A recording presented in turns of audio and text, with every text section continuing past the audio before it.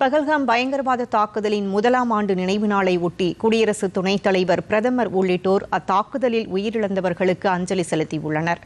இது தொடர்பாக சமூக ஊடகத்தில் பதிவிட்டுள்ள குடியரசு துணைத் தலைவர் சி.பி. ராதாகிருஷ்ணன், பகல்காம் பயங்கரவாத தாக்குதலில் உயிரிழந்தவர்கள் என்றென்றும் நினைவு கூறப்படுவார்கள் என்று குறிப்பிட்டுள்ளார்.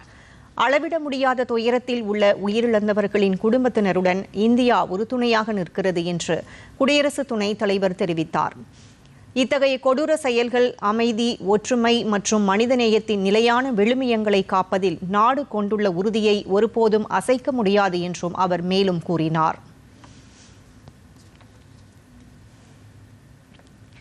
எந்த வடிவத்திலான பயங்கரவாதத்திற்கும் நாடு ஒருபோதும் பணியாது என்றும், பயங்கரவாதிகளின் இழிவான சதித்திட்டங்கள் ஒருபோதும் வெற்றி பெறாது என்றும் பிரதமர் நரேந்திர மோடி கூறியுள்ளார்.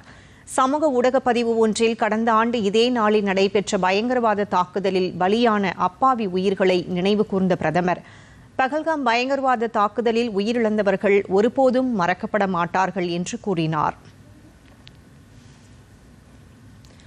பல தசாப்தங்களாக இந்தியா எல்லை தாண்டிய பயங்கரவாதத்தை சகித்து வந்த போதிலும் இன்று அதன் பதில் நடவடிக்கை உறுதியாகவும் தீர்க்கமாகவும் அசைக்க முடியாததாகவும் உள்ளது என்று பாதுகாப்புத்துறை அமைச்சர் ராஜ்நாத் சிங் கூறியுள்ளார்.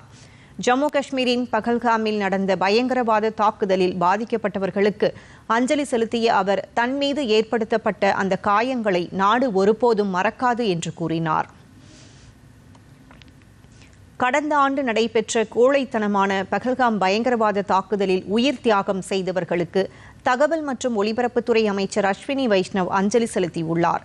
சமூக ஊடக பதிவொன்றில் அந்த துயரம் ஒவ்வொரு இந்தியரின் இதயத்திலும் நீங்காமல் நிலைத்திருப்பதாகவும், பயங்கரவாதத்திற்கு எதிரான நாட்டின் உறுதிப்பாடு அசைக்க முடியாதது என்றும் அமைச்சர் குறிப்பிட்டுள்ளார்.